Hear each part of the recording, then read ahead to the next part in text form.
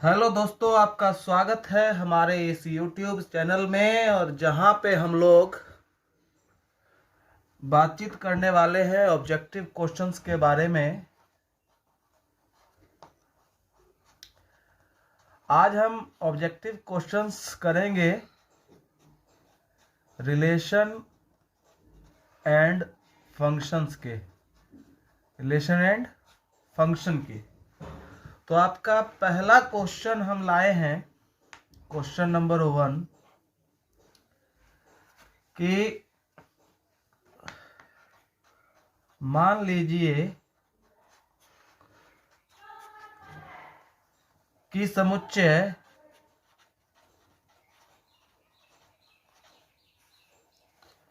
n में r equal to AB A बराबर B-2 और B इज ग्रेटर देन 6 द्वारा प्रदत्त संबंध है।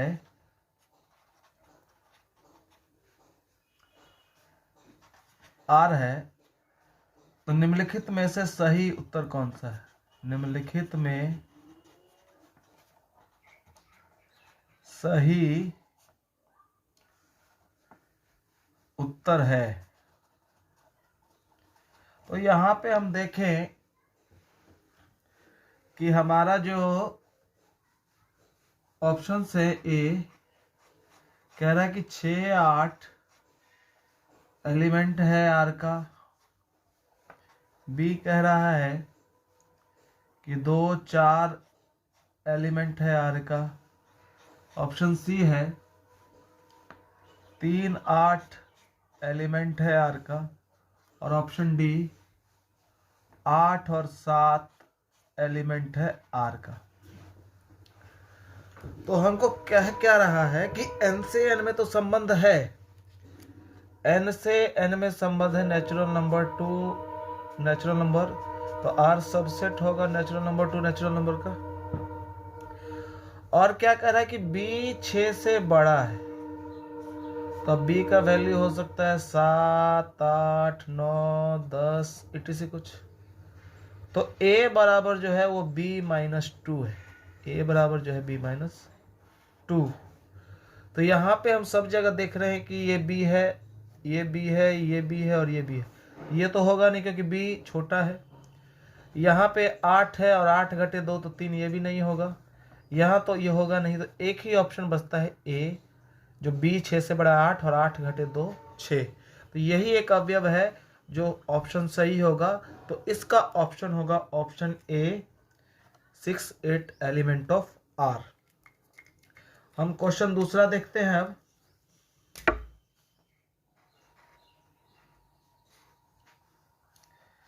कि यदि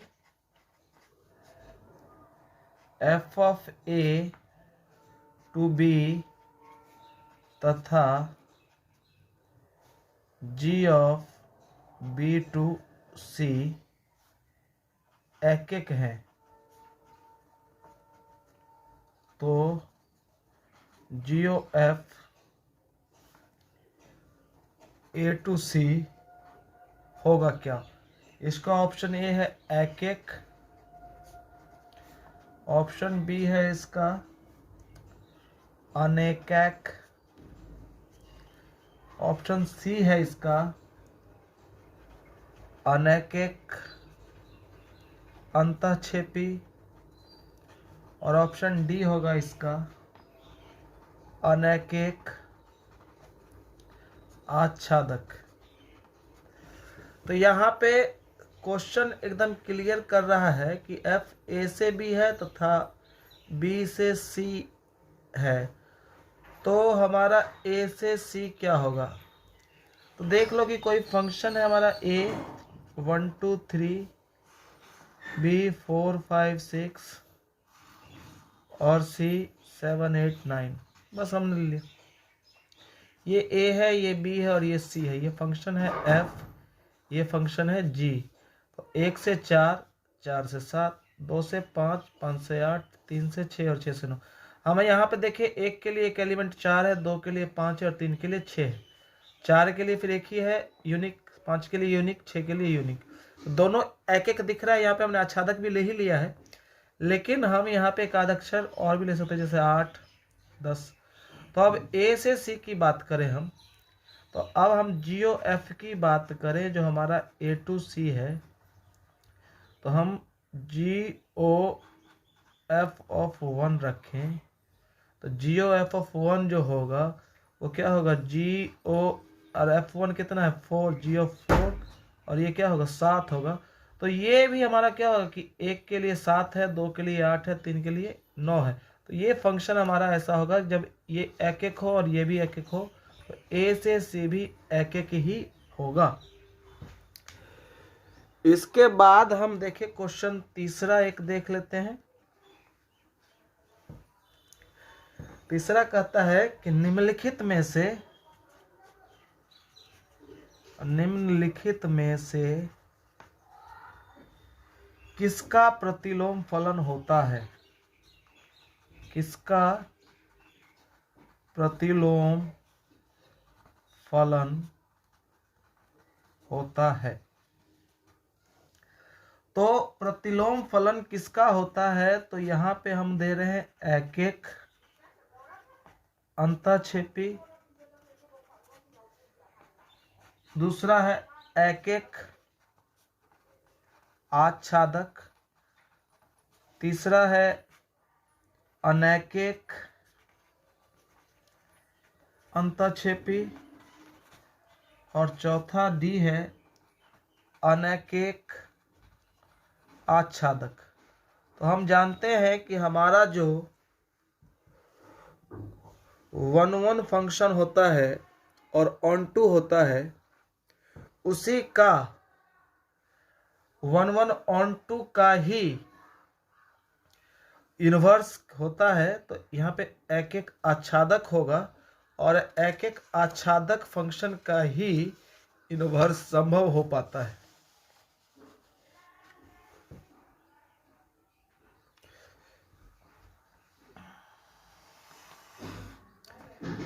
अब क्वेश्चन चौथा देखते हैं हम लोग कि यदि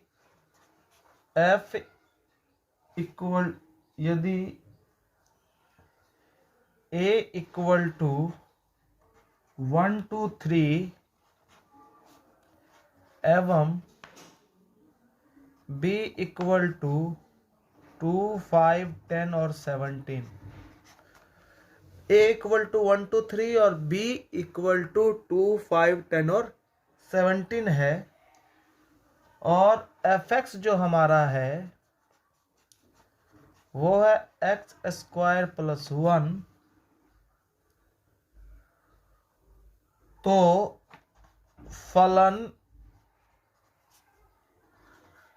f(a to b) कैसा फलन होगा।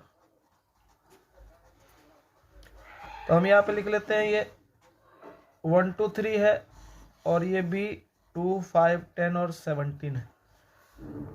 तो ये हमारा a है, ये b है, और ये a से b में एक फलन है।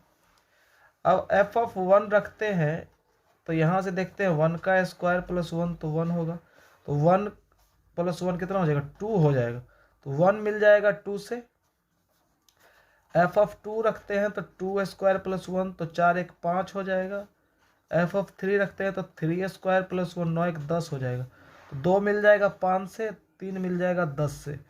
अब देखिए a के प्रत्येक अवयव के लिए b में एक यूनिक अवयव है और एक अवयव से ही है। तो इसके ऑप्शंस दिए हुए थे हमारे, आप जान रहे हैं कि ये 1 1 होगा एक एक।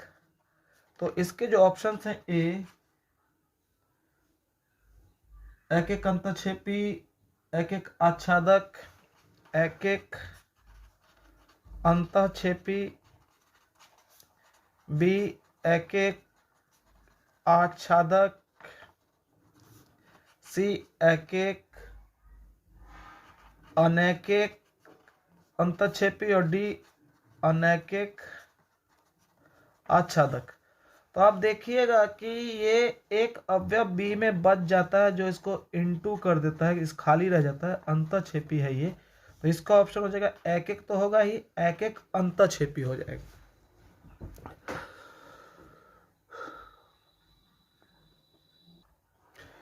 उसके बाद है 5वां क्वेश्चन कि समुच्चय A इक्वल टू 1 to 3 में कुल कितने संबंध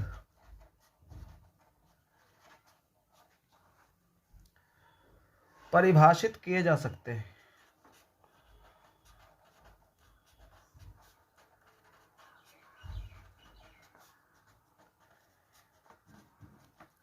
ऑप्शन है इसके 2 to the power 9, B 2 to the power 3, C 9 और D 2 to the power 6।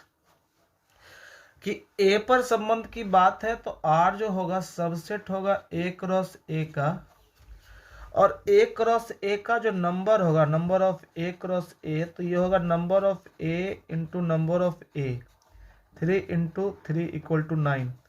अब A क्रॉस A में 9 अवयव होंगे और इसके कुल उपसमुच्चय होंगे 2 to the power 9, तो कुल संबंध भी होंगे 2 to the power 9। तो कुल उपसमुच्चय की संख्या A क्रॉस A का 2 to the power 9, तो कुल संबंध भी 2 to the power 9। तो इसका ऑप्शन हमारा हो जाएगा ऑप्शन ए। अच्छे से आप लोग समझ रहे होंगे इस बात को।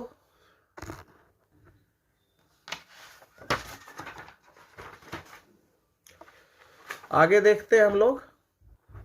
अब क्वेश्चन नंबर 6 देखते हैं हम लोग।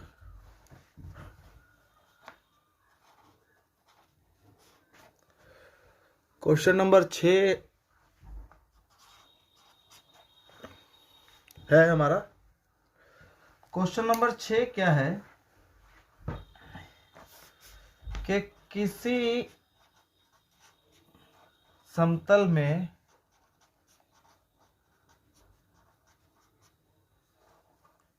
सभी रेखाओं, किसी समतल में सभी रेखाओं के समुच्चय में R लंब होने का संबंध है।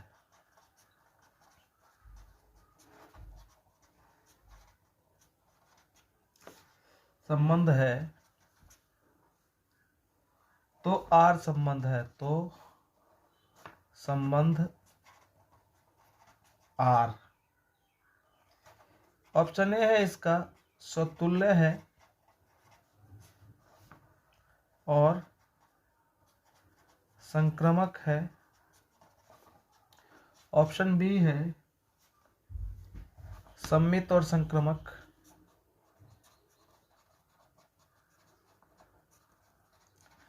ऑप्शन सी है सममित है, और ऑप्शन डी है नन, इनमें से कोई नहीं। तो अब हम देखें कि लंब होने का संबंध। सबसे पहले स्वतुल्यता के लिए देखते हैं चेक। इसका आप सब्जेक्टिव में भी देख सकते हैं। स्वतुल्यता, रिफ्लेक्सिविटी। तो स्वतुल्यता के लिए कि कोई लाइन L1 स्वयं पर लंब नहीं हो सकती। L1 स्वयं पर लंब नहीं सकती है, तो L1 not element of R for all. L1 is the element of, मान लो कि ये समतल है, इसका सेट का नाम A है, A। तो R स्वतुल्य तो नहीं है, R स्वतुल्य नहीं है। दूसरी बात है सममितता। देखिए एक लाइन लीजिए L1 और एक लाइन लीजिए L2, और ये परपेंडिकुलर। देखिए L1 परपेंडिकुलर है L2 पे, तो L2 परपेंडिकुलर है L1 पे। हमने कहा कि L1 लंब है L2 पे, तो L1 L2 element of R such that L2 भी लंब है L1 पर, तो L2 L1 also element of R, इसलिए क्या हो जाएगा, सममित तो है। और तीसरा इसमें हम देख ले संक्रामक की बात, तीसरा हम देख लेते हैं थोड़ा संक्रामकता।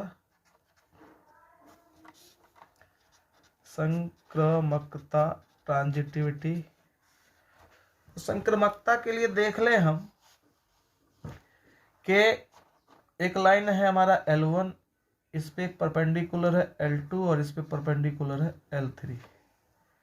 तो L1 और L3 तो पैरेलल लग रहा है, लेकिन शर्त क्या था कि अगर L1 L2 एलिमेंट है R का और L2 L3 एलिमेंट है R का, तो L1 L3 element of R होना चाहिए। लेकिन L1 परपेंडिकुलर है L2 पे और L2 परपेंडिकुलर है L3 पे, ये दोनों तो है, लेकिन L1 L3 एलिमेंट R नहीं है क्योंकि L1 पैरेलल है L3 के, इसलिए संक्रामक नहीं। आप भाषा में लिख दीजिएगा। तो इसमें आप देखिए कि स्वतुल्य नहीं है तो सिर्फ संक्रामक, ये होगा नहीं ऑप्शन। सम्मित और संक्रामक, तो सम्मित है ही नहीं, सम्मित तो है लेकिन संक्रामक नहीं, तो इसका एक ही ऑप्शन बच रहा है, वो ऑप्शन सी है, तो केवल सम्मित है और इसका आंसर हो जाएगा केवल सम्मित है। और क्वेश्चन देखते हैं हम कि यदि star A star B equal to 2A plus B द्वारा परिभाषित है, तो 2 स्टार 3 स्टार 4, हम यहाँ पे देख रहे हैं कि अगर A star B 2A plus B है, इसके ऑप्शंस भी है, पहले उसको देख लेते हैं। ऑप्शन क्या है, 18 17 19 और 21। 18 17 19 और 21। तो यहाँ पे हम देखें कि हमारा जो ऑप्शन होगा, पहले 2 स्टार 3, तो 2 स्टार 3 स्टार 4 इसको ले जाएंगे तो 2 इंटू 2 प्लस 3 होगा, ये 2A प्लस B, और ये स्टार बाहर रह जाएगा। इसको सॉल्व करेंगे, 2 दूनी 4 3 7 स्टार 4, फिर ये होगा 2 गुने 7 प्लस 4, 7 दूनी 14 4 18, तो इसका ऑप्शन ए सही हो जाएगा 18। ये हमारा क्वेश्चन नंबर 7 था। चलिए क्वेश्चन नंबर 8 पर आते हैं, डिटेल में समझते हैं इसको कि अब क्वेश्चन क्या कह रहा है।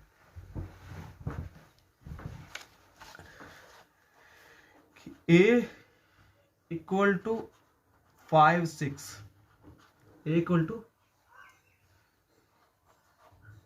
इस समुच्चय पर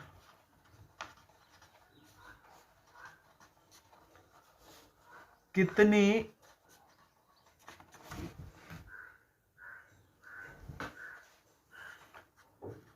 द्विचर संक्रियाएं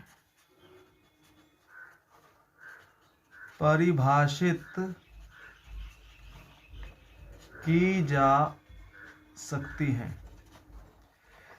A बराबर 5 6, इस समुच्चय पर कितनी द्विचर संक्रियाएं परिभाषित की जा सकती है। इसके ऑप्शन A है 8, B है 10, C है 16 और D है 20। तो इसका आंसर होता है 2 to the power number of A का स्क्वायर। तो यहाँ पे देखो नंबर ऑफ A बराबर हमारा 2 है, इसको n भी बोल सकते हैं, तो 2 टू द पावर n का स्क्वायर, तो 2 टू द पावर n बराबर 2 है, 2 का स्क्वायर, 2 का स्क्वायर हो जाएगा 4, 2 टू द पावर 4 और 2 का पावर 4 होता है 16। इसका ऑप्शन सी हो जाएगा सही 16। इसको समझ गए अच्छे से। अब अगला क्वेश्चन हम देखते हैं, एक आसान सा क्वेश्चन देख रहे हैं। यदि नंबर ऑफ ए बराबर 3 तथा नंबर ऑफ बी बराबर 2, तो number of A cross B बराबर, ये ऑप्शन थे आपके, ए में 6, ऑप्शन बी है 4, सी है 2 और डी है 0। तो यहाँ पे number of A cross B, तो ये हो जाएगा नंबर ऑफ ए गुने नंबर ऑफ बी, तो 3 गुने 2 और बराबर 6, तो इसका ऑप्शन हो जाएगा 6। ये हमारा क्वेश्चन नंबर 9 था। चलिए क्वेश्चन नंबर 10 देखते हैं क्या है।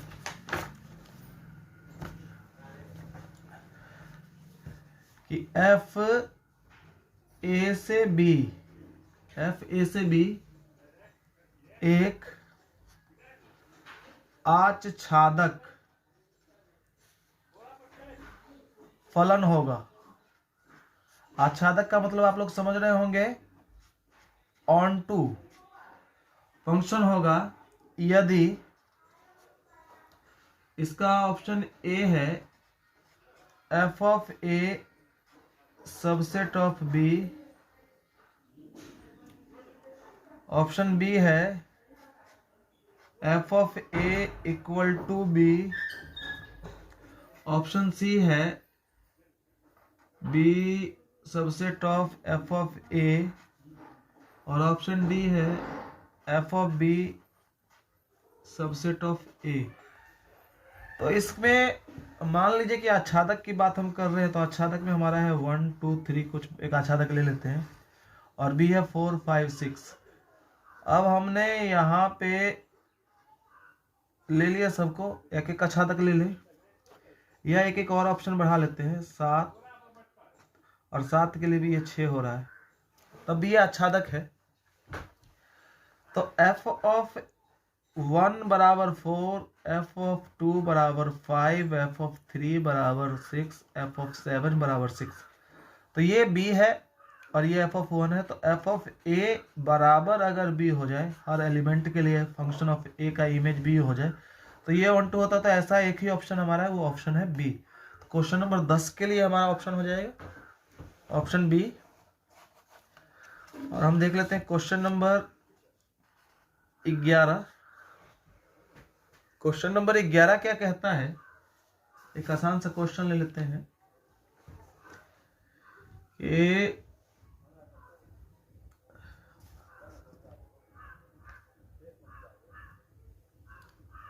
F real number two real number में हमारा फंक्शन है, real number two real number में इस प्रकार है कि एफ एक्स बराबर है 2x प्लस 3, तो एफ इनवर्स एक्स क्या होगा। तो इसके ऑप्शन से ए हमारा है 2x माइनस 3, बी है x माइनस 3 बटा 2, सी है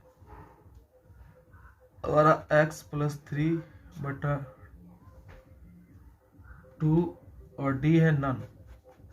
तो ऐसे क्वेश्चन को सॉल्व करने के लिए हमने बताया था कि एफ एक्स के y इक्वल टू मान लीजिए आप 2x प्लस 3, थोड़ा सा शॉर्टकट में, और फिर x के टर्म में y को लिखिए, तो y माइनस 3 बटा 2 इक्वल टू एक्स हो जाएगा। अब f इनवर्स x जो होगा वो हो जाएगा हमारा x माइनस 3 बाई 2। तो x minus 3 by 2 option B हमारा सही है, करेक्ट है। तो ऑप्शन बी हमारा आंसर हो जाएगा, x माइनस 3 बाई 2। आपको शायद सॉल्यूशन नहीं दिखा हो कि y equal to 2x plus 3 मान लीजिए, तो फिर ये 3 यहाँ घट जाएगा, y माइनस 3, और x के साथ जो कोफिशिएंट हो डिवाइड में आ जाएगा, y minus 3 by 2 equal to x. तो एफ इनवर्स एक्स जो हो जाएगा x माइनस 3 बटा 2, तो इसका ऑप्शन हो जाएगा ऑप्शन बी। आगे चलते हैं हम क्वेश्चन नंबर 12 पे। देखिए क्वेश्चन नंबर 12 क्या कहता है।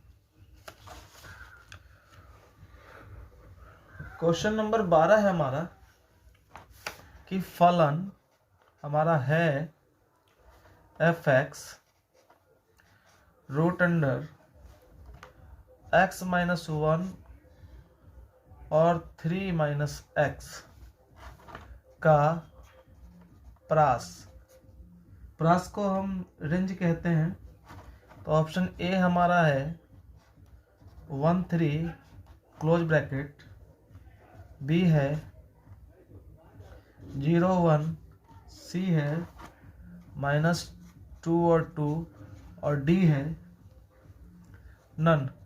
देखो x माइनस 1 इक्वल टू 0 कर लें तो x बराबर 1, और 3 माइनस एक्स बराबर 0 कर लें तो x बराबर 3। तो अब 1 और 3 को अगर हम नंबर लाइन पे ले लें तो यहाँ पे 1, यहाँ पे 3।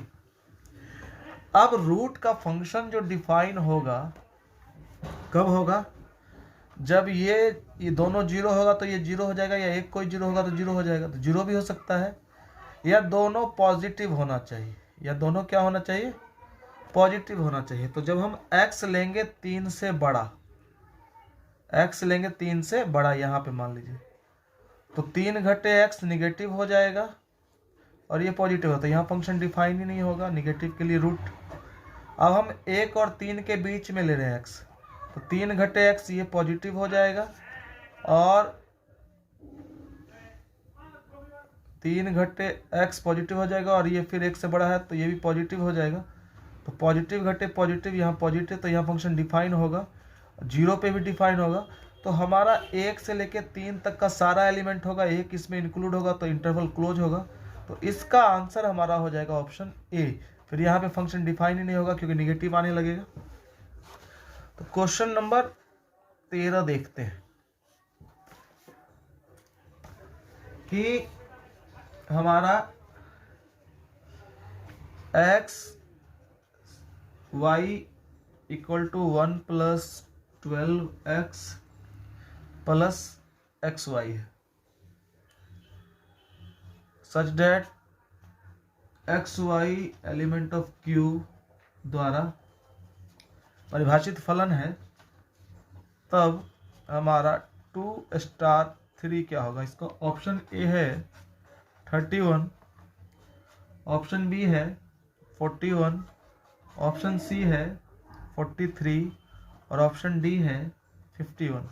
तो यहाँ पे इस रूल पे हमको जाना है 2 स्टार 3, तो 1 तो रहेगा ही, प्लस 12 इंटू एक्स की जगह 2 प्लस 2 इंटू 3, तो 1 प्लस 24 प्लस 6, और ये ऐड करके आएगा 31।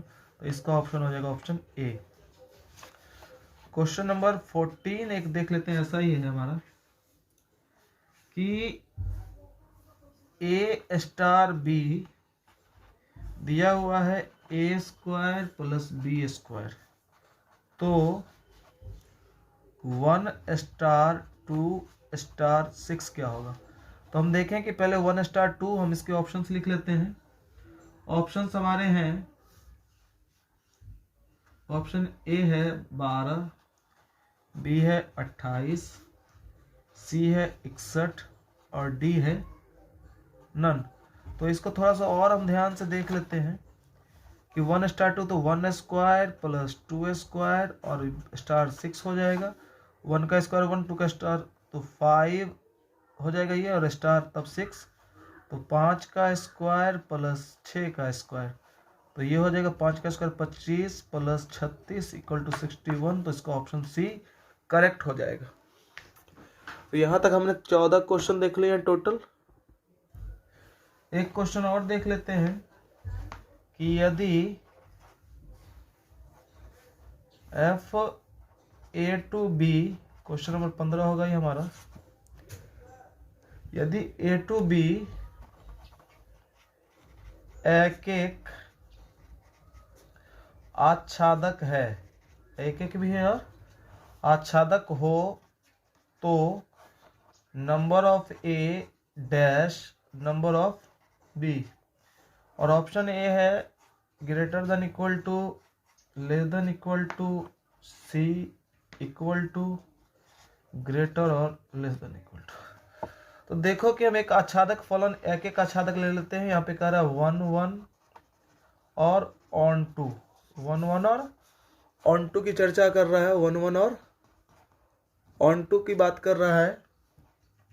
तो 1 2 3 4 है, 5 6 7 8 है, तो 1 से कैसे भी ले लिया, एक के लिए एक है और सारा का सारा है, तो ये फंक्शन हमारा 1 1 है, एक एक आच्छादक है। तो नंबर ऑफ ए बराबर यहाँ देखो 4 है, नंबर ऑफ बी भी 4 है, तो नंबर ऑफ ए जो है वो बराबर होगा नंबर ऑफ बी के, तभी कोई फंक्शन एक एक आच्छादक हो सकता है। तो यहाँ पे इक्वलिटी का साइन होगा, इसका ऑप्शन सी जो होगा वो करेक्ट होगा। क्वेश्चन नंबर 16 की ओर चलते हैं, देखते हैं कि 16 नंबर क्वेश्चन क्या कह रहा है। तो 16 नंबर क्वेश्चन कह रहा है कि वास्तविक संख्याओं के समुच्चय, वास्तविक संख्याओं के समुच्चय में संबंध छोटा है। कैसा संबंध है? ऑप्शन इसके हैं, ए केवल सममित, बी केवल संक्रमक और सी केवल स्वतुल्य और डी तुल्यता। तो देखते हैं कि इसका आंसर क्या होने वाला है। तो कोई भी संख्या खुद से छोटा तो हो सकता नहीं है, तो ये स्वतुल्य तो होगा नहीं, कि कोई भी संख्या खुद से छोटी नहीं हो सकती है। तो मान लो कि ए एलिमेंट ऑफ आर होने से रहा नहीं होगा, तो ये स्वतुल्य तो नहीं हुआ, नॉट रिफ्लेक्सिव। उसके बाद सममित की बात करें कि अगर ए छोटा है बी से, A B element of R अगर है कि ए बी से छोटा है, तो B A element of R तो होगा ही नहीं, क्योंकि बी ए से छोटा नहीं होगा, तो ये सममित होने से भी रहा, तो ये नॉट सिमेट्रिक हो जाएगा। और जब रिफ्लेक्सिव और सिमेट्रिक दोनों कुछ नहीं, तुल्यता तो होगा नहीं, तो ना ए होगा, ना सी होगा, ना डी होगा, तो ऑप्शन बी बचता है। देखते हैं ऑप्शन बी है या नहीं।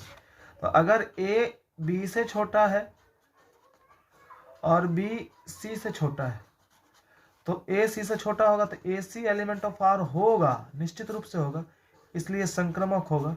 केवल संक्रमक है इसका आंसर होगा, केवल संक्रमक है इसका आंसर हो जाएगा। क्वेश्चन नंबर 17 की तरफ हम लोग बढ़ते हैं, एकदम ध्यान से देखते हैं। क्वेश्चन नंबर 17 के लिए हम और कुछ क्वेश्चंस कर सकते हैं कि नहीं कर सकते हैं। चलिए हम लोग रिलेशन और फंक्शन के और भी कुछ क्वेश्चन होगा तो करेंगे, इतने क्वेश्चंस को भी करते हैं। फिर शाम में हम इनवर्स ट्रिग्नोमेट्रिक फंक्शन के लिए, यानी कि दोबारा में हम इनवर्स फंक्शन का क्वेश्चन डालेंगे। आप लोग जुड़े रहिएगा।